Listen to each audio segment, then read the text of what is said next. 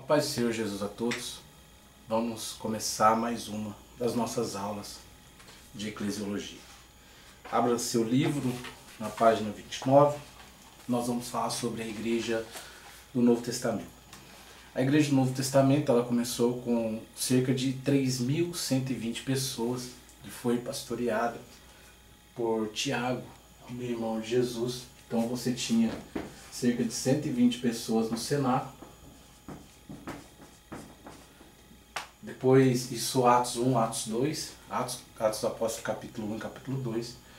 Depois, na sua pregação, Pedro vai ganhar cerca de 3.000 almas, quase 3.000 almas. Então ela começou com 3.120 pessoas e foi pastoreada por Tiago. Você vai ver isso em Atos capítulo 15, versículo 13. Os primeiros sinais aconteceram através do derramamento do Espírito Santo.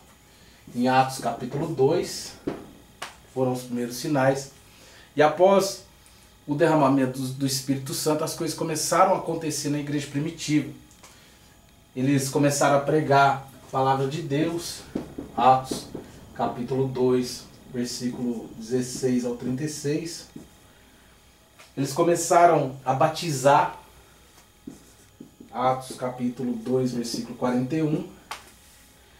Eles perseveravam na doutrina, eles tinham um padrão de doutrina, eles acompanhavam aquilo que foi ensinado, que foi passado a eles. Atos capítulo 2, versículo 42. Eles tinham comunhão na mesa do Senhor. Atos capítulo 2, versículo 42. Eles perseveravam na oração. Atos capítulo 2, versículo 42. Eles viviam em comum acordo entre eles. Atos capítulo 2, versículo 46. Eles testemunhavam acerca de Jesus em todas as oportunidades que eles tinham. Atos capítulo 3, versículo 12. Falavam de Jesus. Atos capítulo 4, versículo 13. Cresciam constantemente, havia um crescimento. Atos capítulo 2, versículo 47. E Atos capítulo 5, versículo 14. Eles levantaram, eles instituíram os diáconos. Atos capítulo 6. Passaram por muitas perseguições a partir de Atos capítulo 7, versículo 49. Saulo, através do seu zelo do judaísmo, começou a perseguir os cristãos em Atos 8. Entraram em vários concílios, várias reuniões para poder resolver alguns problemas. Esses concílios estão narrados em Atos capítulo 8, versículo 5, Atos capítulo 11, versículo 22 e Atos capítulo 15, versículo 22. Lutavam por sua fé. Atos capítulo 15, versículo 21. Mas eles acabaram errando. Foi um dos primeiros erros da igreja primitiva, que foi se comprometer com os judaizantes e começar a introduzir o judaísmo dentro da igreja. Atos capítulo 21, versículo 18 ao 25. Tornou-se uma igreja preconceituosa contra os novos apóstolos, contra os negros e contra os profetas. Atos capítulo 6, Atos capítulo 1, versículo 15 ao 26 e Atos capítulo 6, versículo de 1 ao 2. Então isso aqui que eu estou passando para vocês, estou passando essa série de referências para vocês, tudo no livro de Atos dos Apóstolos, porque a igreja vai começar depois da descida do Espírito Santo. Depois da descida do Espírito Santo, a igreja vai começar a pregar a palavra, a igreja vai começar a testemunhar do Evangelho, a igreja vai começar a crescer, a igreja vai levantar diácono. Então essas são as marcas da igreja primitiva. Isso aqui vai revelar como começou a igreja primitiva. Então a igreja primitiva, ela tinha algumas marcas que a igreja atual, ela está perdendo. A igreja atual está desvinculando o verdadeiro evangelho. A igreja atual, ela está saindo dos padrões bíblicos de doutrina e ela está entrando dentro dos padrões egoístas. Ela está entrando dentro de um evangelho egoísta.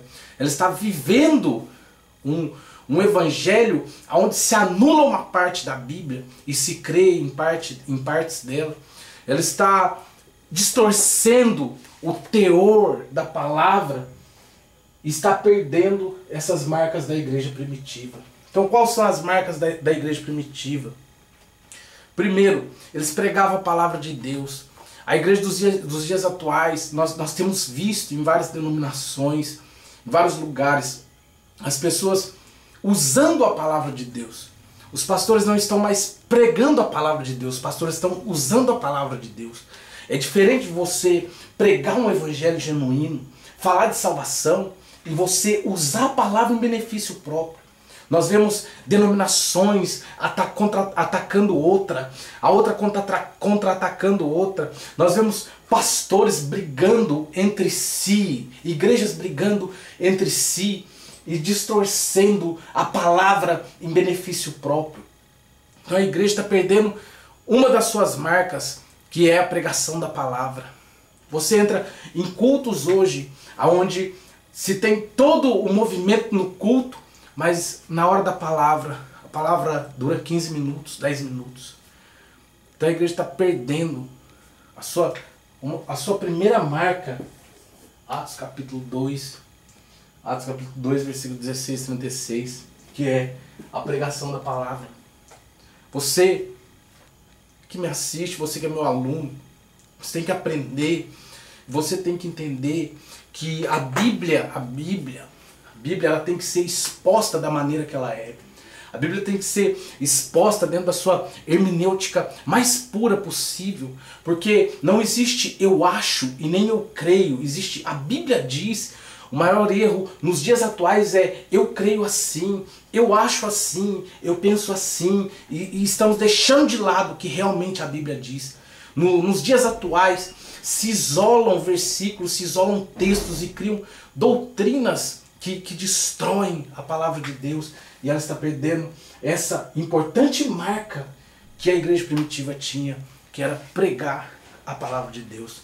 Eles começaram a batizar em Atos 2,41, depois você vai ver eles perseverando na doutrina.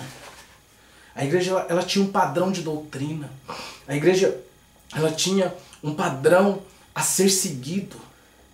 E hoje você vê várias denominações, uma ferindo a doutrina bíblica de uma maneira, outra ferindo a doutrina bíblica de outra maneira. Não estou falando de uso e costume, de calça, de veste. Eu estou falando de doutrina bíblica. Estou falando de doutrinas como a doutrina da prosperidade, que tem entrado dentro da igreja e acabado com a igreja. Estou falando de doutrinas como o judaísmo, que tem entrado dentro da igreja, tem sido introduzido dentro da igreja por pastores que estão se corrompendo por dinheiro. Você vê o Yom Kippur dentro das igrejas. Irmão, o Yom Kippur é lindo para os judeus. O Yom Kippur não serve para a igreja. A igreja ela entra no sacrifício de Cristo. A igreja crê que o Cristo é o Filho de Deus. Os judeus não acreditam que Cristo é o Filho de Deus. Os judeus não acreditam que Jesus Cristo é o Filho de Deus.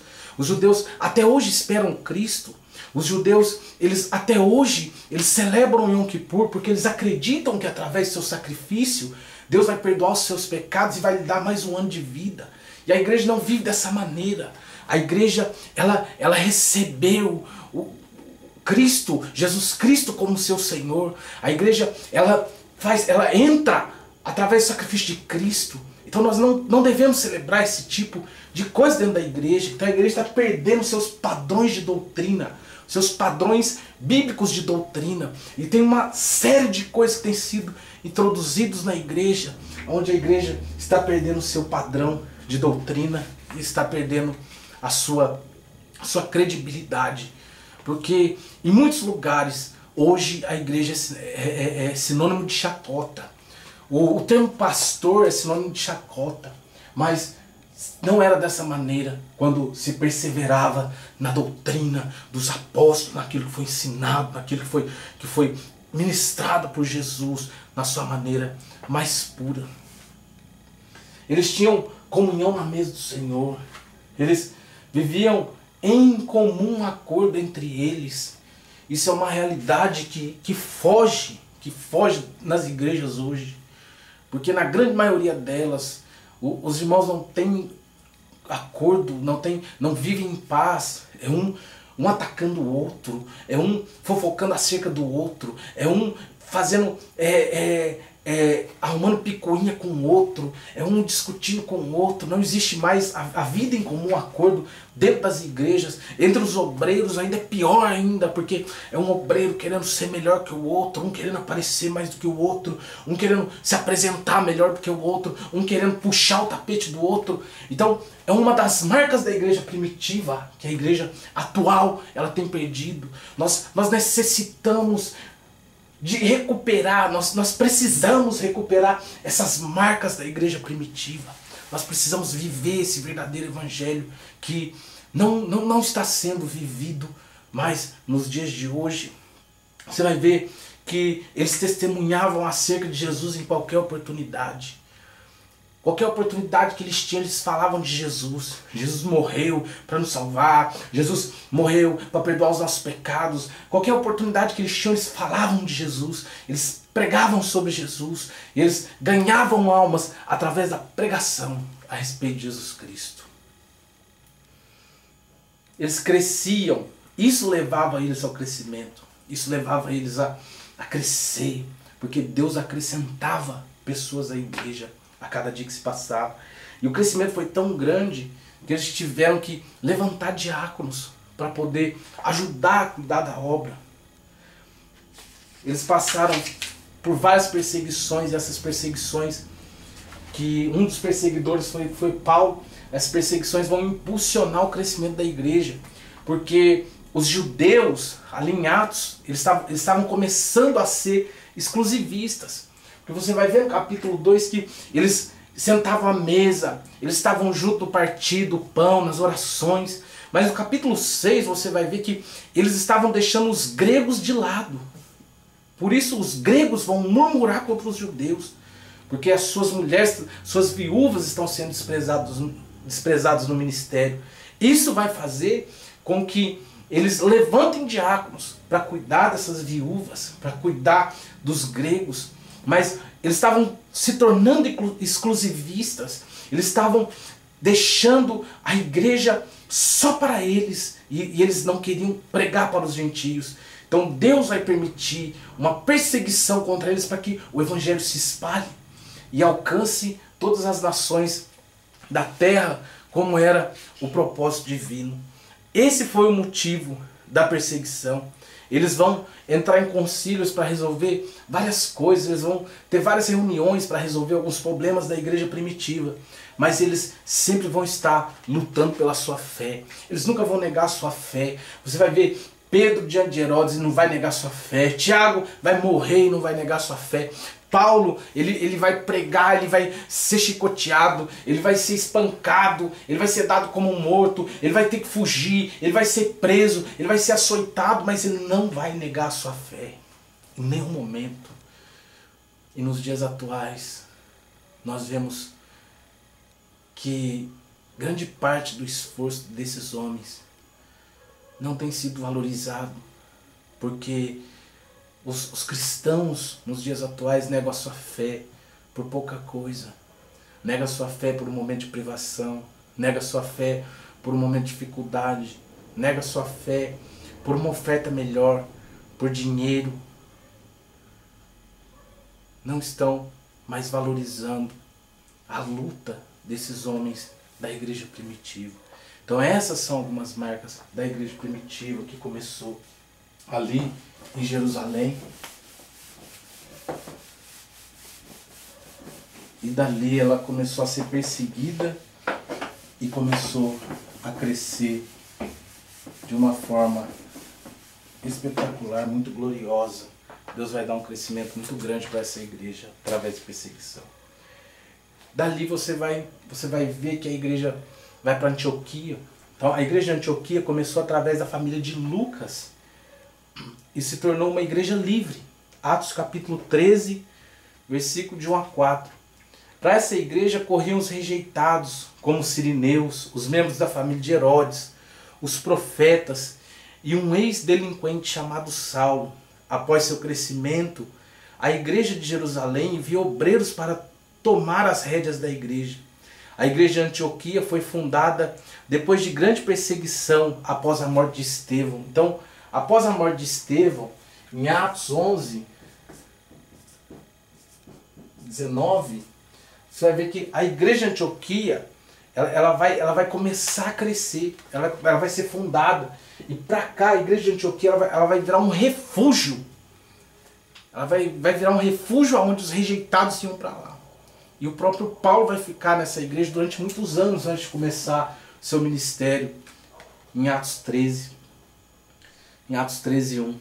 A igreja de Antioquia ela viveu um grande avivamento com uma grande salvação de almas. Então, Deus deu para essa igreja, Atos capítulo 11, versículo 21, Deus deu para essa igreja uma grande colheita de alma. Deus derramou um grande avivamento nessa igreja, dando a ela crescimento.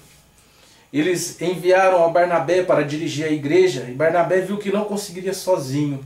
Foi atrás de Paulo, Atos capítulo 11, versículo 22 ao 25.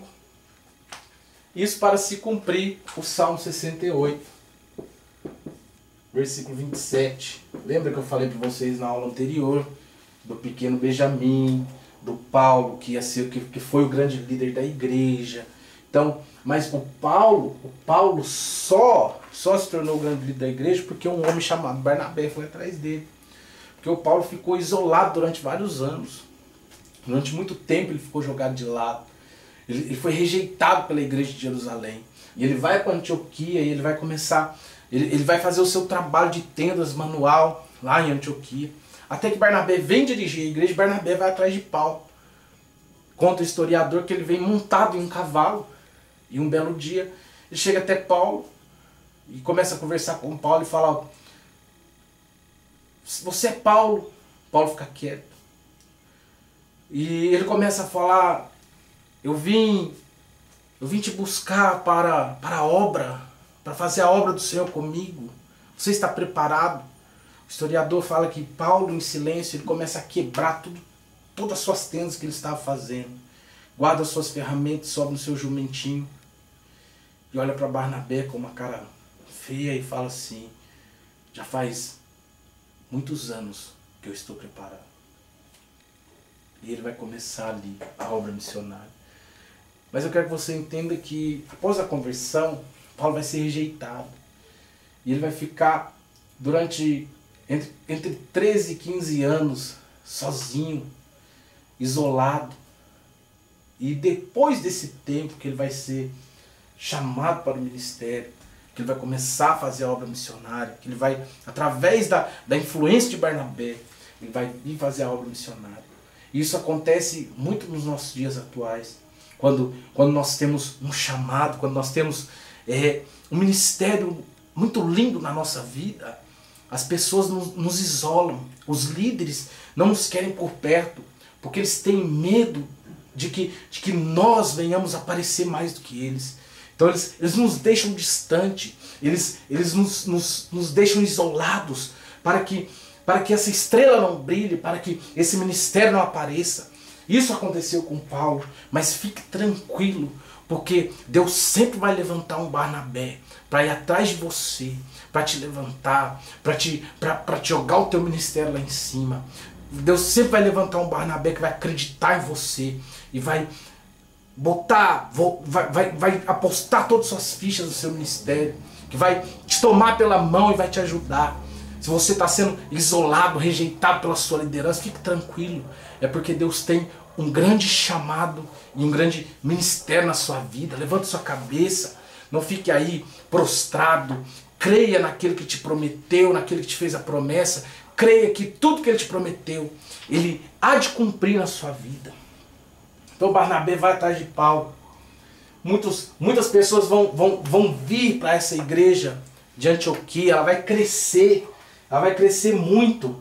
Atos capítulo 11, versículo 24. A igreja de Antioquia começa a crescer. Paulo se tornou pastor dessa igreja ao lado de Barnabé. Atos capítulo 11, versículo 25. Nessa igreja, os crentes são chamados pela primeira vez de cristãos.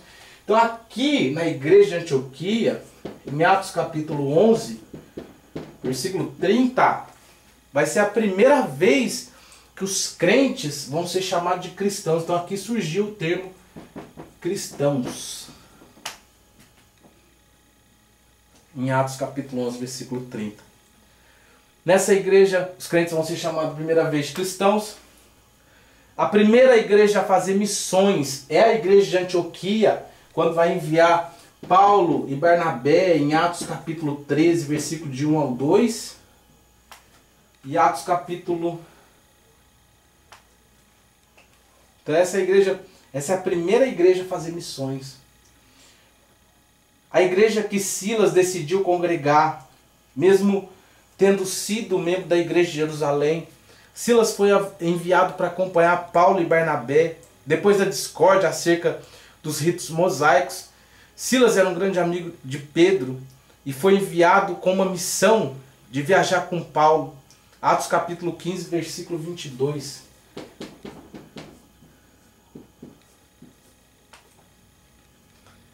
Mas Silas se apaixonou pela obra missionária e decidiu acompanhar Paulo, trabalhar com ele e servir a Deus na igreja de Antioquia. Atos capítulo 15, versículo 34.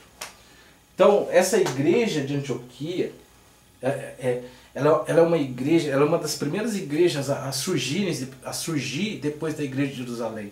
E essa igreja, ela vai ser uma igreja missionária, uma igreja que através dela muitas outras igrejas vão surgir. Porque ela é a primeira igreja a investir na obra missionária. E quando ela começa o investimento na obra missionária, Pedro vai pegar Silas e vai mandar Silas ir acompanhar Paulo na viagem. Vai mandar toda uma carta para Paulo, falando acerca da doutrina da igreja. E Silas vai apaixonar pela obra missionária e não vai mais voltar para Jerusalém. Vai ficar congregando nessa igreja da Antioquia, Atos capítulo 15, versículo 34, e aonde ele vai ser um grande companheiro de Paulo, e vai estar com Paulo em grande parte da obra missionária, em grande parte das suas viagens. Silas vai estar acompanhando Paulo. Então essa era a igreja de Antioquia. Após a abertura da igreja de Antioquia, nós vamos ter as igrejas que Paulo vai abrir na sua viagem missionária, sua primeira viagem junto com Barnabé. Eles vão abrir diversas igrejas antes da sua discussão e da separação deles. Eles vão abrir diversas igrejas. A primeira igreja que eles vão abrir na primeira viagem missionária é a igreja da Psídia. Então você teve a igreja de Jerusalém, a igreja da Antioquia, e agora a igreja da Psídia. Essa igreja da Psídia, ela vai sair na primeira viagem missionária de Paulo. Através da primeira viagem missionária de Paulo, Paulo vai fundar a igreja da Psídia. E nessa igreja ele vai ministrar o primeiro sermão registrado. Então, nessa igreja está registrado o primeiro sermão de Paulo, Atos capítulo 13, do 13 ao 52. Esse é o primeiro sermão de Paulo no Novo Testamento. Primeira igreja onde vai ser registrado um sermão de Paulo é na igreja da Psídia. Da Psídia eles vão para Listra, onde organizam mais uma igreja. Daqui eles vão abrir uma igreja em Listra, Atos capítulo 14, versículo do 6 ao 7. A igreja de Listra, Deus vai fazer um milagre na vida de Paulo. Um milagre através da vida de Paulo. Paulo estava colocando os gentios de pé. Em Listra que Paulo vai pegar Timóteo na sua segunda viagem missionária. Timóteo era um discípulo da sua primeira viagem. Então, na primeira viagem a Listra, Paulo vai conhecer Timóteo, ainda na primeira viagem. Quando ele vai fundar a igreja, ele vai conhecer Timóteo. Isso aqui está em Atos capítulo 14, versículo 20.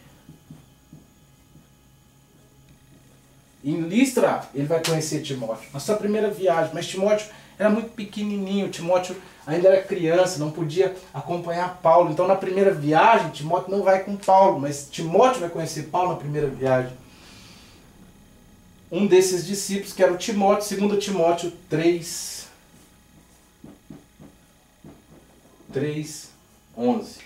E aqui Paulo vai lembrar de Timóteo acerca da sua perseguição na primeira viagem. Então, a igreja de Listra, ela foi algo muito importante, porque através da igreja de Listra, Paulo vai formar um discípulo que, vamos dizer que um dos maiores discípulos de Paulo, que foi Timóteo, que acompanhou ele em várias viagens, que dirigiu várias igrejas. E Paulo, em 2 Timóteo 3:11, vai lembrar da perseguição que ele teve aqui em Listra na sua primeira viagem. Só que Timóteo só vai seguir Paulo na segunda viagem missionária de Paulo, depois quando ele vai passar novamente ali. Na próxima aula nós vamos falar sobre Timóteo, o discípulo amado de Paulo, e vamos continuar falando acerca das próximas igrejas. Nós vamos falar sobre a escolha de Timóteo, vamos falar sobre a igreja de Filipenses, Tessalônica, Corinto, Éfeso, Troade, Roma, Gálatas, Colossenses, Babilônia, Ásia, e vamos falar da igreja, dos tipos da igreja do Novo Testamento. Então eu espero você na próxima aula, que Deus te abençoe, em nome do Senhor Jesus Cristo.